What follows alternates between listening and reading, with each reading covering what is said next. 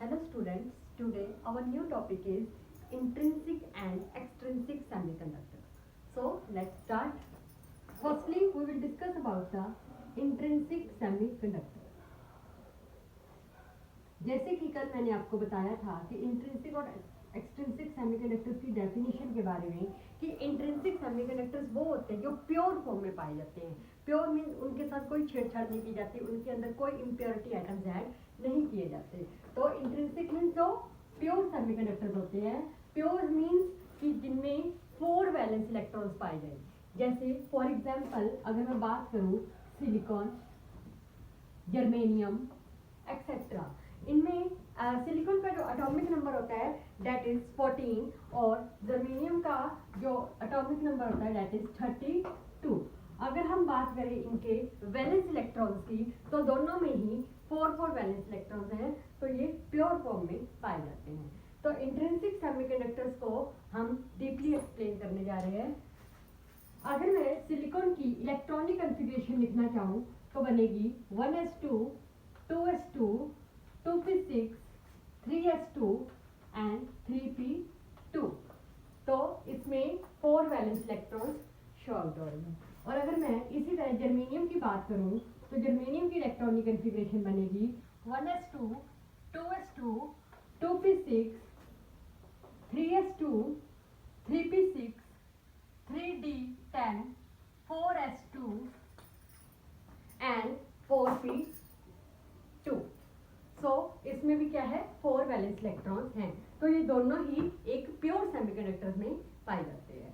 तो इसमें अभी तक आपने 12th क्लास में या 10th क्लास में 11th क्लास में पढ़ा है कि जो करंट प्रोड्यूस होता है वो हमेशा इलेक्ट्रॉन्स के कारण प्रोड्यूस होता है.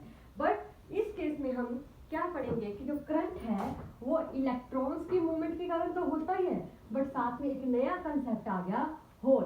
इसमें क्या होता है इलेक्ट्रॉन्स और होल्स की मूवमेंट के कारण जो करंट प्रोड्यूस होता है, दोनों के कंबाइंड इफेक्ट से करंट प्रोड्यूस होता है इसमें सेमीकंडक्टर्स में. तो हम स्टार्ट करने जा रहे हैं सेमीकंडक्टर इंट्रिंसिक टाइप की. तो मान लेते हैं हम एक क्रिस्टल मानते हैं, सिलिकॉन का क्रिस्टल मानती हूँ मैं. सिलिकॉन के क्रिस्टल में मान लेते हैं काफी सारे सिलिकॉन्स के एटम्स हैं. और जैसे कि मैंने अभी बताया आपको कि इसमें 4 वैलेंस इलेक्ट्रॉन्स है, तो हम इसे शो करने जा रहे हैं बाय डॉट्स. 4 वैलेंस इलेक्ट्रॉन्स, इस तरह से हम सभी के 4 वैलेंस इलेक्ट्रॉन्स शो करेंगे.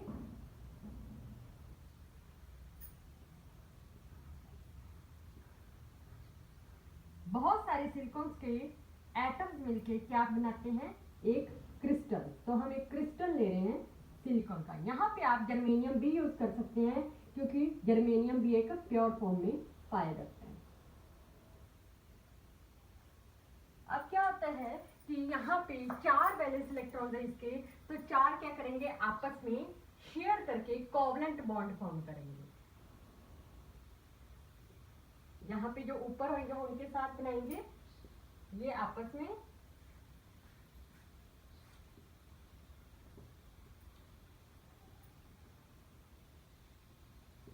चारों ने आपस में एक कोवलेंट बॉन्ड फॉर्म किया.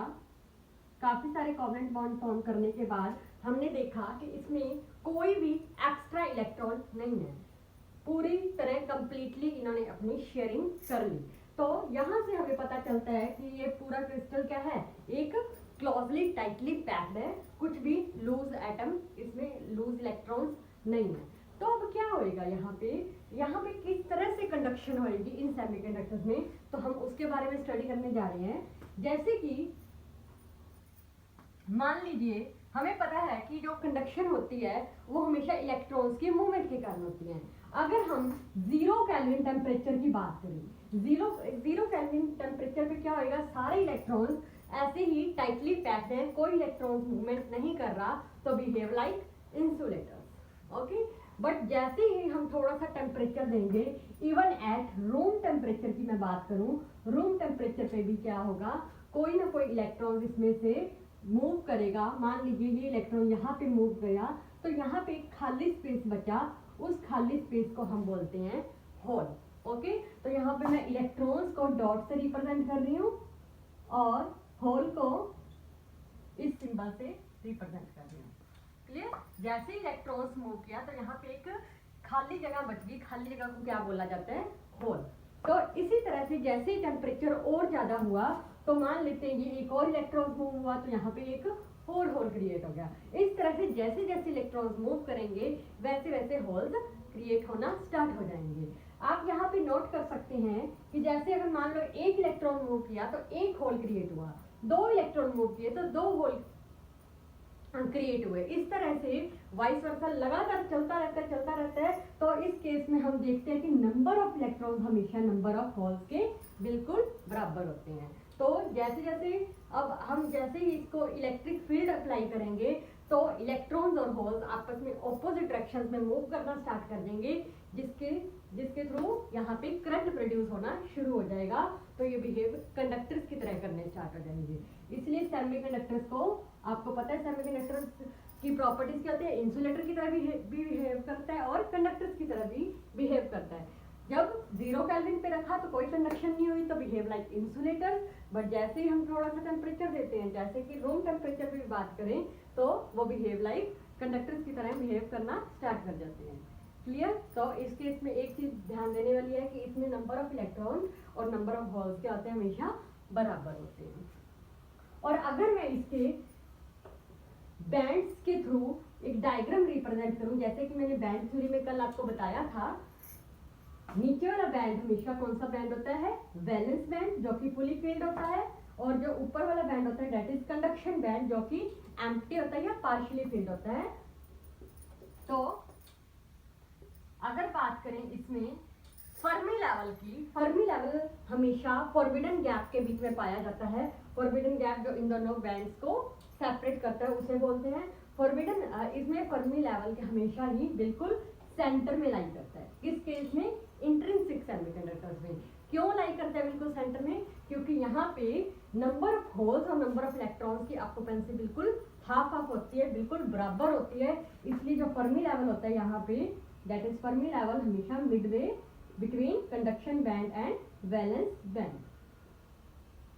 Okay, clear? अगर मैं सिलिकॉन की बात करूं तो फर्मी लेवल कितना होता है? तो याद रखना सिलिकॉन के केस में जो फर्मी लेवल होता है वो होता है 0.72 इलेक्ट्रॉन वोल्ट।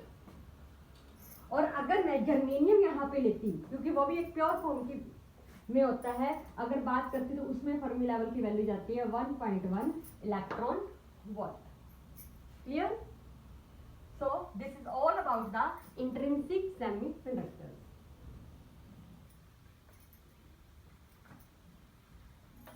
इंट्रिंसिक सेमीकंडक्टर्स में हमने पढ़ा। अब हम एक्सट्रिंसिक सेमीकंडक्टर्स की बात करने से पहले इसकी कुछ लिमिटेशंस की बात करेंगे कि क्यों इंट्रिंसिक सेमीकंडक्टर इतना ज़्यादा यूजेबल क्यों नहीं है, क्योंकि इसकी दो लिमिटेशंस जाती हैं। अगर मैं फर्स्ट लिमिटेशंस की बात करूं तो it is only depend on temperature.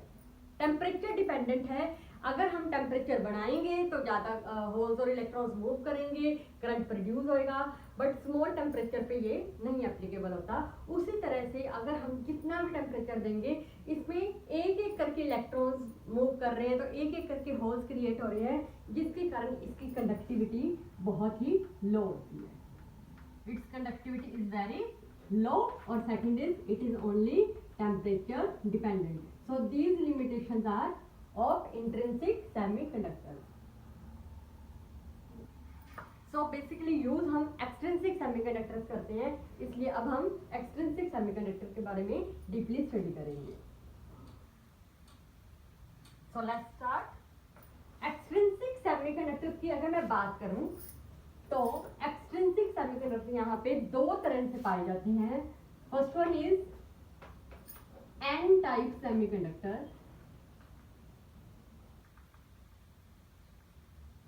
और second one is P type semiconductor.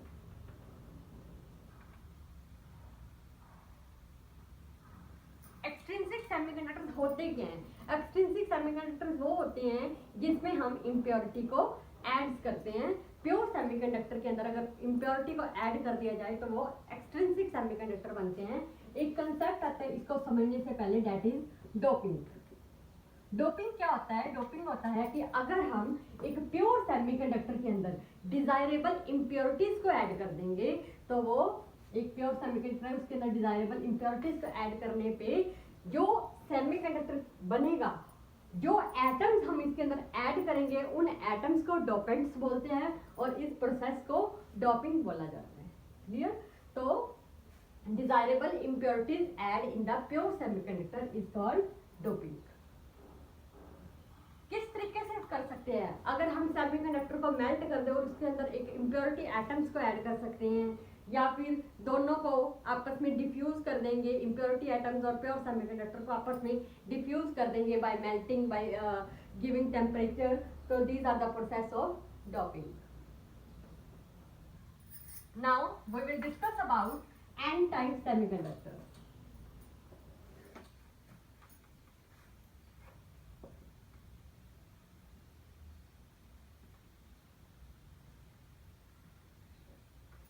हमेशा ध्यान रखना, जो एन टाइप सेमीकंडक्टर में जो डोपिंग की जाती है, जो सेमीकंडक्टर में एटम्स ऐड किए जाते हैं, वो हमेशा पेंटावेलेंट होने चाहिए।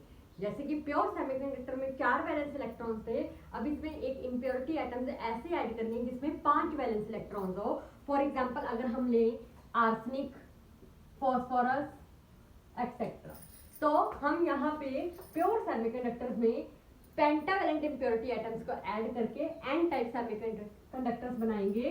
देखिए, हम एक क्रिस्टल्स लेते हैं सिलिकॉन का, you can also use germanium atom. Silicon का लिया मैंने एक crystal, this is pure form. अब मैंने इसके अंदर पेंटावेलेंट इम्प्योरिटीज को ऐड कर दिया। फॉर एग्जांपल मैंने आर्सेनिक ऐड कर दिया। सिलिकॉन में हमेशा 4 वैलेंस इलेक्ट्रॉन्स हैं, तो मैं इसे शो कर रही हूँ बाय द डॉट्स।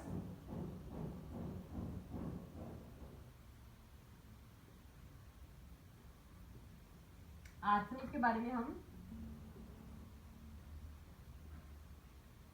बात करें तो इसमें 5 वैलेंस इलेक्ट्रॉन्स होते हैं, तो हम यहाँ पे शो कर रहे हैं 1 2 3 4 एंड 5। क्लियर? इसमें 5 वैलेंस इलेक्ट्रॉन्स हैं। अब क्या होगा, यहाँ पे जो 4 जो वैलेंस इलेक्ट्रॉन्स है, वो तो आपस में शेयरिंग करके कोवलेंट बॉन्ड फॉर्म कर लेंगे लाइक दिस।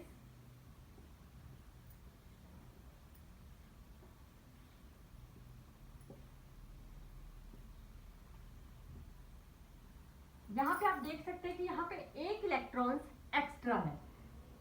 अब क्या होगा कि सेम प्रोसेस, अगर 0 केल्विन की मैं बात करूं, 0 केल्विन पे there is no movement of electrons, so there is no any current in this crystal. But जैसे ही अगर हम थोड़ा सा टेम्परेचर देंगे, इवन एट रूम टेम्परेचर की बात करें, तो रूम टेम्परेचर पे क्या होगा, यहाँ से कंडक्शन होनी शुरू हो जाएगी। किस तरह से? देखिए, यहाँ पे जैसे हम थोड़ा सा टेम्परेचर देते हैं, मान लीजिए ये इलेक्ट्रॉन यहाँ से मूव करके यहाँ पे आया, तो यहाँ पे एक स्पेस बचा जिसे हम क्या बोलते हैं, होल। अब जैसे और टेम्परेचर दिया, मान लेते हैं ये एक और इलेक्ट्रॉन यहाँ से कोई मूव किया, तो यहाँ पे एक और होल क्रिएट हो गया। तो यहाँ से आप देख सकते हैं, यहाँ पे सबसे पहले एक इलेक्ट्रॉन एक्स्ट्रा था। अब जैसे जैसे हम टेम्परेचर देते जा रहे हैं, इलेक्ट्रॉन्स जाते जा रहे हैं, होल्स क्रिएट होते जा रहे हैं। और क्योंकि यहाँ पे एक इलेक्ट्रॉन पहले से ही एक्स्ट्रा था, तो इस केस में हमेशा नंबर ऑफ इलेक्ट्रॉन्स क्या होंगे, ग्रेटर होंगे नंबर ऑफ होल्स। क्लियर? और हमेशा जो करंट प्रोड्यूस होता है वो होता है हमेशा मेजॉरिटी कैरियर्स के कारण, क्योंकि यहाँ इलेक्ट्रॉन्स ज्यादा है, तो यहाँ इलेक्ट्रॉन्स के कारण करंट प्रोड्यूस होगा।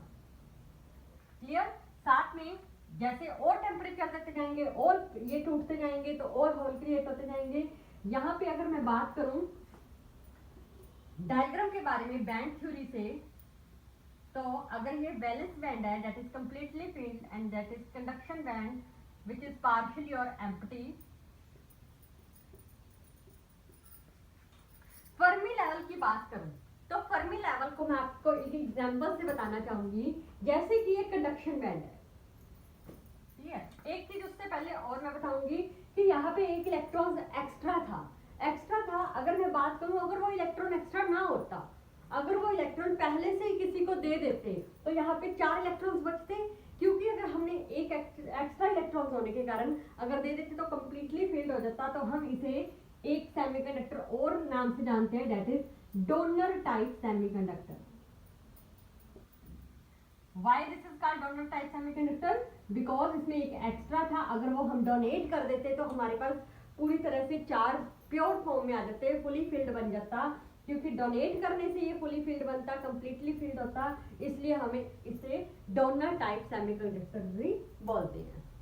और अगर मैं बात करूं फर्मी लेवल की, तो इसमें फर्मी लेवल मिडवे में नहीं लाई करता, इसमें फर्मी लेवल शिफ्ट हो जाता है कंडक्शन बैंड की तरफ। क्यों शिफ्ट होता है? जैसे अगर मैं मान लूं यहाँ पे कोई व्यक्ति है जिसके पास कुछ भी नहीं है, कुछ भी नहीं है मतलब एम्प्टी है, जैसे कंडक्शन बैंड की तरफ मान लो, और यहाँ पे एक है वैलेंस बैंड, जैसे कि जो कि जिसके पास बहुत कुछ है। अगर किसी ने कुछ डोनेट करना है तो वो किसको डोनेट करेगा? हमेशा उसके पास जाएगा जिसके पास कुछ नहीं है।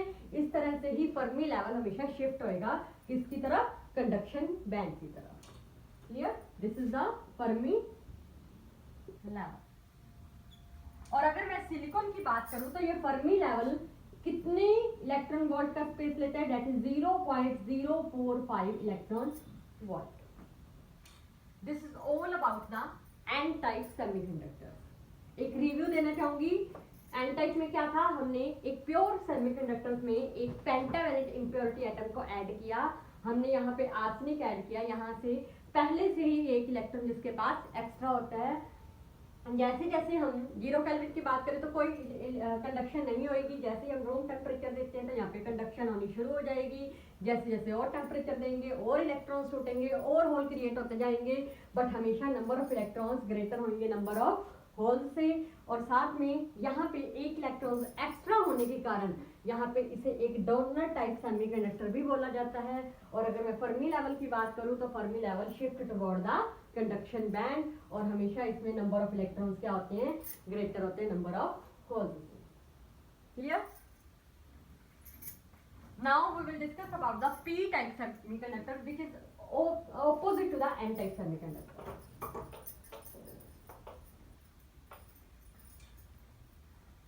p टाइप सेमीकंडक्टर्स में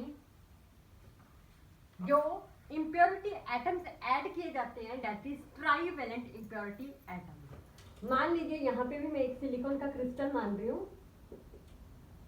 which is in pure form having 4 valence electrons।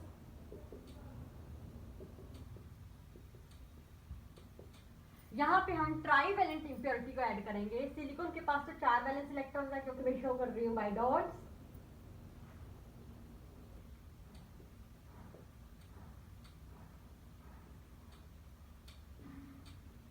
Pentavalent की बात करें तो पेंटावेलेंट इम्प्योरिटी एटम्स कौन से होते हैं? पेंटावेलेंट इम्प्योरिटी एटम होते हैं जैसे इंडियम हो गया, बोरॉन हो गया, एक्सेट्रा।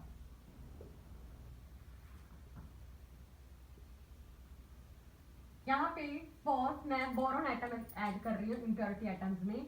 बोरॉन में हमेशा 3 वैलेंस इलेक्ट्रॉन होते हैं, that is trivalent impurity atom. क्योंकि यहाँ से पहले से ही एक स्पेस खाली जगह पड़ी है, खाली स्पेस को क्या बोलते हैं? होल। तो यहाँ से पहले से ही एक होल क्रिएट है। जो 4 वैलेंस इलेक्ट्रॉन है वो हमेशा शेयर करके कोवलेंट बॉन्ड फॉर्म करेंगे लाइक दिस।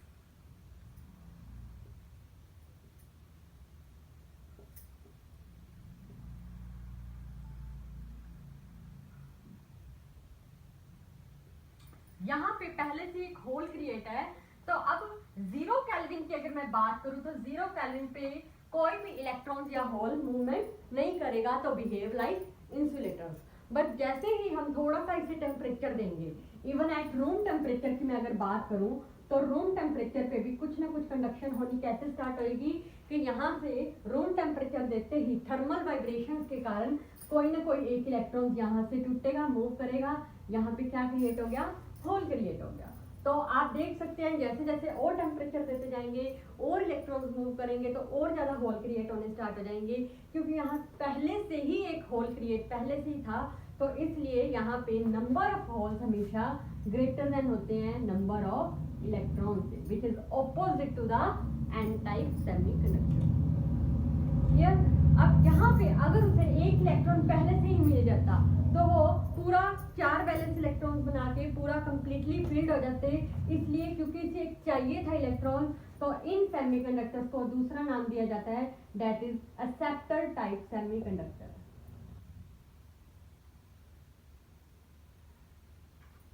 क्लियर?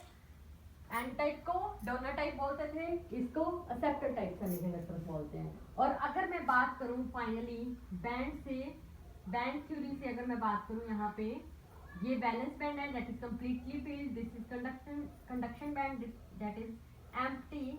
तो अगर मैं फर्मी लेवल की बात करूं तो फर्मी लेवल किधर जाएगा, इसमें भी फर्मी लेवल मिडवे में नहीं लाई करेगा। क्यों? क्योंकि नंबर ऑफ होल्स और इलेक्ट्रॉन्स की रेशियो सेम नहीं है, तो यहाँ पे फर्मी लेवल शिफ्ट हो जाता है टुवर्ड वैलेंस बैंड।